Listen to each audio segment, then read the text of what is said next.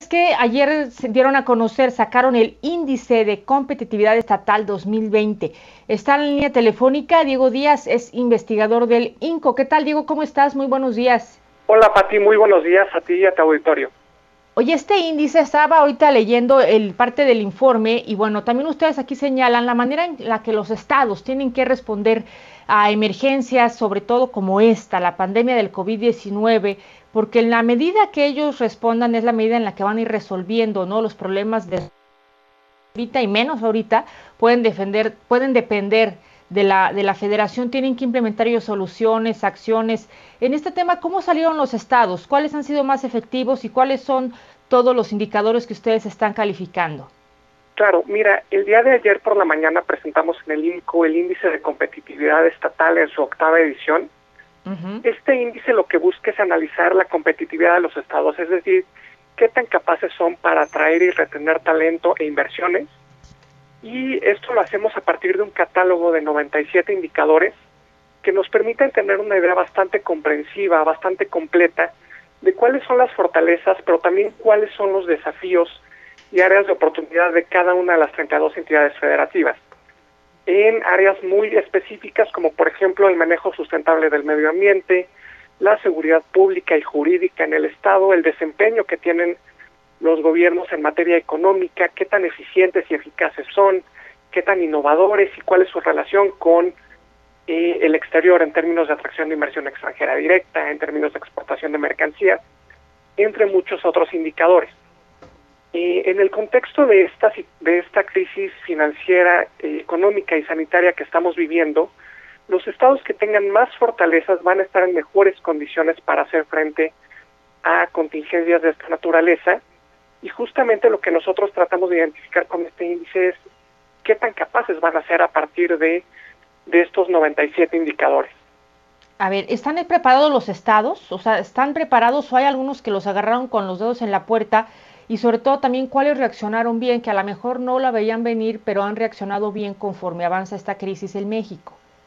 Mira, yo creo que todavía es muy temprano para ver Uh-huh. cómo están respondiendo los gobiernos estatales y sobre todo si sus respuestas y sus medidas de política pública se van a traducir en si vamos a salir más pronto de la crisis sanitaria y de la crisis económica que se ve que está sucediendo, porque la incertidumbre todavía es bastante. Sin embargo, sí te podemos señalar, por ejemplo, que hay estados que siguen dependiendo de manera muy importante del gobierno federal en términos de recaudación de impuestos propios. Por ejemplo, estados como Oaxaca, como Guerrero, Veracruz, dependen sobremanera de las transferencias que les hace el gobierno federal y en ese sentido pues son más vulnerables, y en un contexto en el que van a tener el gobierno federal menos ingresos, pues esto los hace significativamente más vulnerables a contingencias como esta. También estados que tienen niveles de deuda considerablemente altos, como Chihuahua, Coahuila, pues también van a tener un menor margen de maniobra para solventar situaciones o para adquirir recursos que les permitan apoyar a los ciudadanos se vieron desempleados como resultado de la crisis. Y bueno, como analizamos muchos indicadores en temas de pobreza, de informalidad, de el crecimiento del PIB, la dinámica de la atracción de inversión extranjera directa, entre otros. Y Uh-huh. bueno, justamente es que nosotros tratamos de proveer a la población de este panorama que les permita conocer cómo está su estado y también para que el estado los estados tomen cartas en el asunto y resuelvan aquellas áreas que son más apremiantes en una coyuntura como la que vivimos. ¿Cuáles son los estados, digo, que no dependen tanto de la federación y sobre todo hablando de nuestro caso en Jalisco? Jalisco, ¿cómo lo ven? ¿En qué condiciones se encuentra pues para hacer frente a esta crisis y sobre todo la manera en la que ha reaccionado hasta ahora?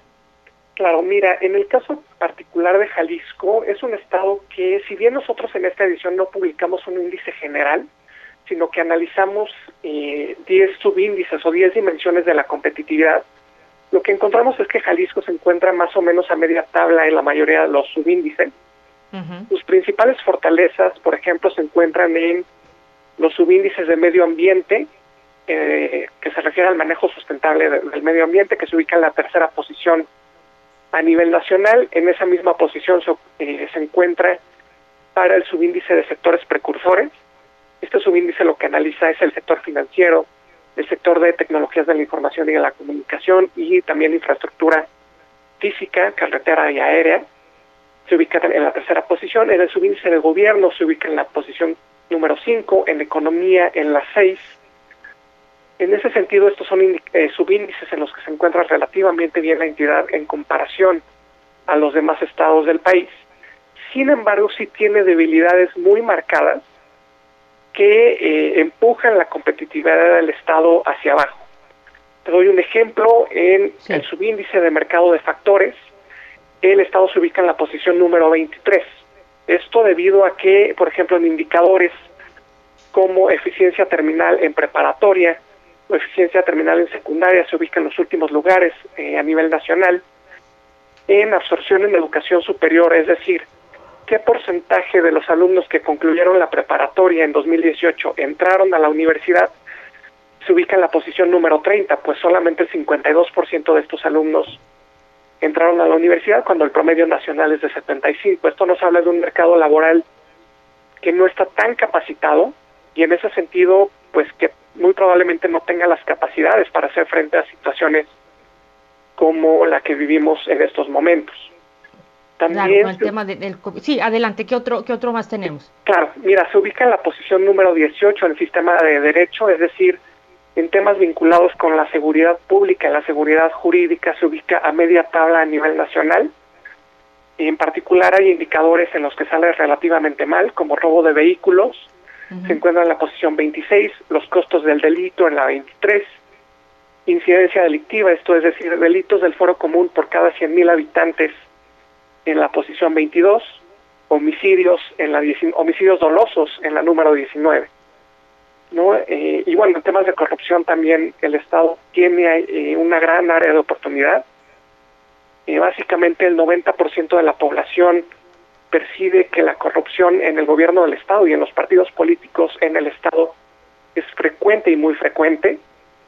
La incidencia de corrupción también ocupa la posición 22 y en conceptos como agresiones a periodistas, que es un indicador que nos importa mucho en el INCO, que tiene que ver con libertad de prensa, se ubica en la posición 22, ¿no? Son áreas de oportunidad que tiene el Estado y que en la medida en que las atienda va a poder tener una mayor competitividad y una mejor calidad de vida para sus habitantes.